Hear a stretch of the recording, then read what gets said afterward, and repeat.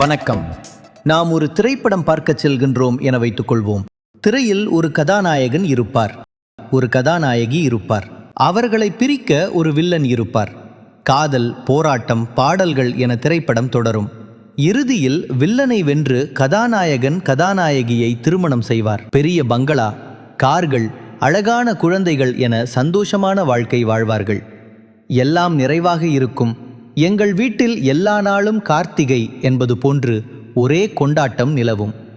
திரைப்படத்தில் புகைப்பிடிக்கும் காட்சி வரும்பொழுது புகைப்பிடிப்பது உடல் நலத்திற்கு கேடானது என்று எச்சரிக்கை வருகின்றது. மது அருந்தினால் மது உடல் நலத்திற்கு கேடு என்று எச்சரிக்கை வருகின்றது. ஆனால் எல்லோருக்கும் நிஜத்தில் இவ்வாறு வாழ்க்கை அமைவதில்லை, அல்லது மிகவும் ஒரு சிலருக்கே அமையும் என்று யாராவது எச்சரிக்கை கொடுக்கிறார்களா?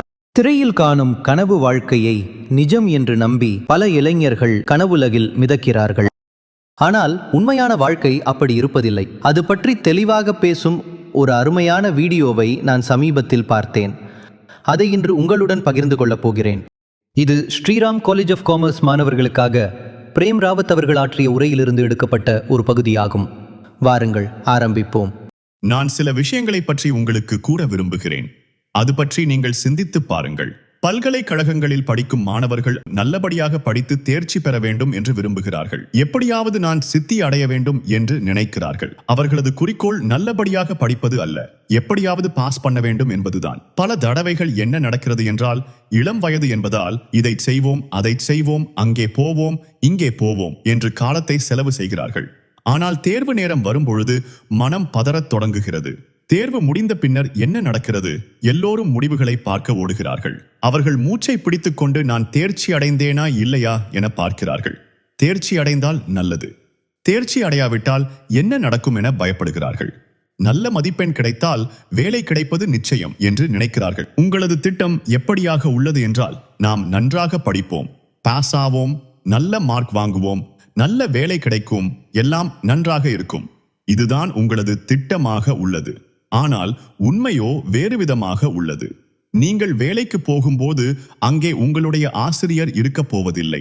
அங்கு உங்கள் பாஸ், அதாவது ஒரு முதலாளி இருப்பார். கணக்கு வகுப்பில் நீங்கள் 100% என்றால் 100% என்று கேள்விப்பட்டிருப்பீர்கள். 100% என்றால் 100% என நினைத்திருப்பீர்கள். உங்கள் பாஸ் உங்களுக்கு ஒரு புதிய கணக்கை சொல்லித் தருவார். நீங்கள் எங்களுக்கு 150% உழைக்க வேண்டும் என்பார். நான் சொல்வது சரிதானே? உங்களாலே 150% எங்கிருந்து கொண்டு வர முடியும்? ஆனால் கொண்டு வர வேண்டும் என்பார். அவர், நீ அதிகம் முயற்சி செய்யவில்லை, இன்னும் அதிகமாக முயற்சி செய்ய வேண்டும் என சொல்வார். திட்டம் என்னவாக இருந்தது?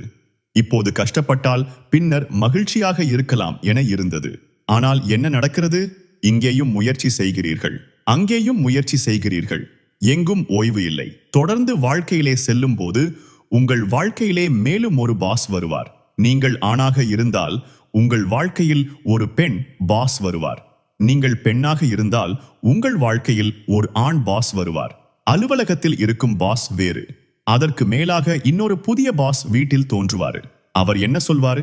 உங்களது குடும்பத்தின் மேல் கவனம் கொடுங்கள், இதன் மேல் 200% கவனம் செலுத்துங்கள் என்பார். நாம் கணக்கில் 100% பற்றி படித்தோம்.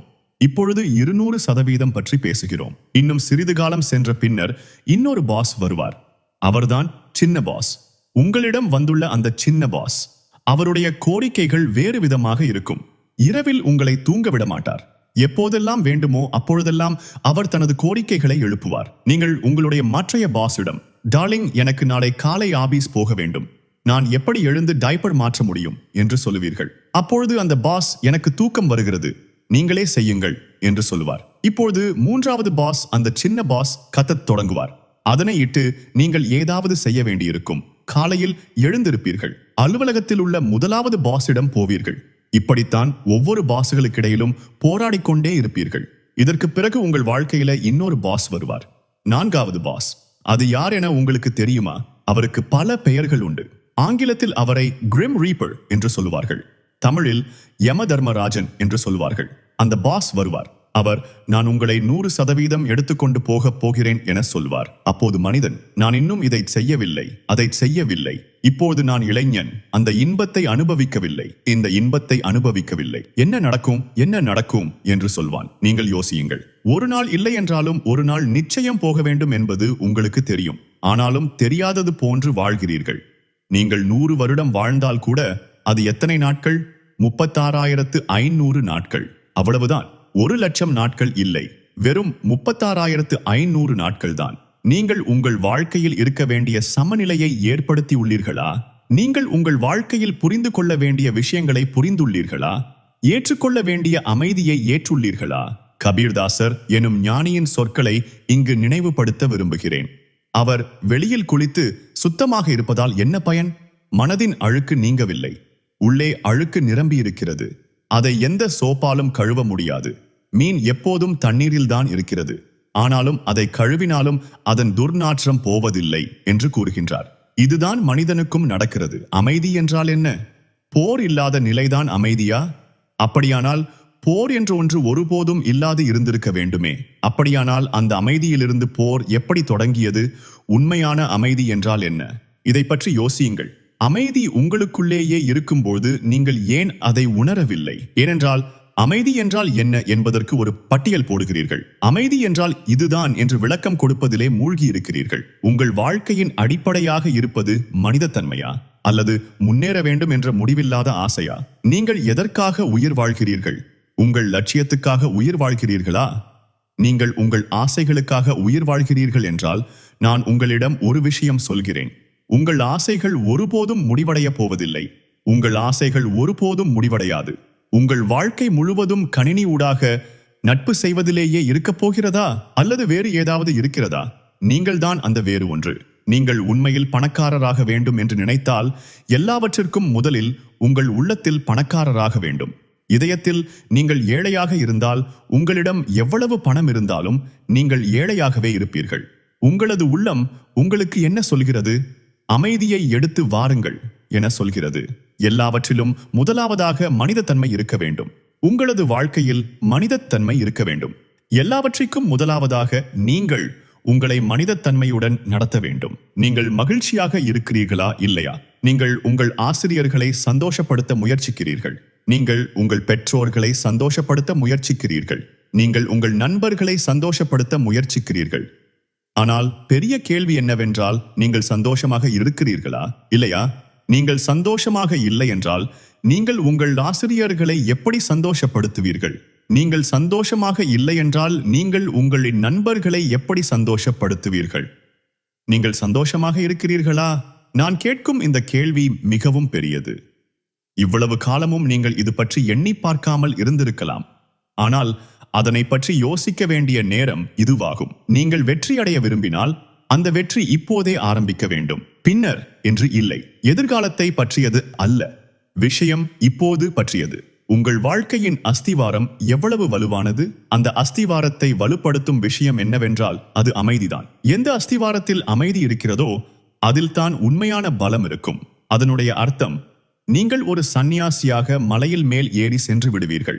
எனக்கு பணம் என்றால் வெறுப்பு என சொல்லுவீர்கள் என்று அல்ல. அப்படியல்ல. உங்கள் அஸ்திவாரம் வலுவாக இருந்தால் அதன் மேல் எத்தனை மாடிகள் வேண்டுமானாலும் கட்டலாம். புயல் வந்தாலும் நீங்கள் பயப்பட தேவையில்லை. சூறாவளி வந்தாலும் பயப்பட தேவையில்லை. சுனாமி வந்தாலும் பயப்பட தேவையில்லை. பூகம்பம் வந்தாலும் பயப்பட தேவையில்லை. ஏனென்றால் உங்கள் அஸ்திவாரம் உறுதியாக உள்ளது. நான் சொல்ல வந்தது இதுதான். உங்கள் அஸ்திவாரத்தை வலுவாக வைத்துக் கொள்ளுங்கள். அதனால் கல்லூரியில் மட்டுமின்றி அதன் பின்னர் நீங்கள் எதனை செய்தாலும் நீங்கள் உண்மையில் வெற்றியடைவீர்கள். ஏனெனில் உங்கள் வெற்றியை நீங்கள் உங்களின் உள்ளே உணர்வீர்கள். இதனைத்தான் நான் கூற விரும்பினேன். எனது விருப்பம் என்னவென்றால், எனது உரையை கேட்ட அனைவரும் குறைந்தபட்சம் இதனையிட்டு எண்ணி பார்க்க வேண்டும் என்பதுதான். இது உங்களது நன்மைக்கான விஷயம். இது உங்கள் வாழ்க்கையின் அஸ்திவாரம் பற்றிய விஷயம். இந்த வார்த்தைகள் நீங்கள் முன்னேறுவதற்கு எப்பொழுதும் உதவியாக இருக்கும். உங்கள் அனைவருக்கும் என் மனமார்ந்த நன்றி. இந்த செய்தி உங்களுக்கு பிடித்திருக்கும் என்று நான் நம்புகின்றேன்.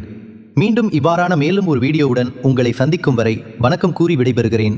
நன்றி. இவை திரு பிரேம் ராவத் அவர்களது உரைகளிலிருந்து தேர்ந்தெடுக்கப்பட்டவை ஆகும். பிரேம் ராவத் மற்றும் அவர் வழங்கும் செய்தி பற்றி மேலும் அறிந்து கொள்ள www.premrawat.com எனும் இணையதளத்தை பார்வையிடவும்.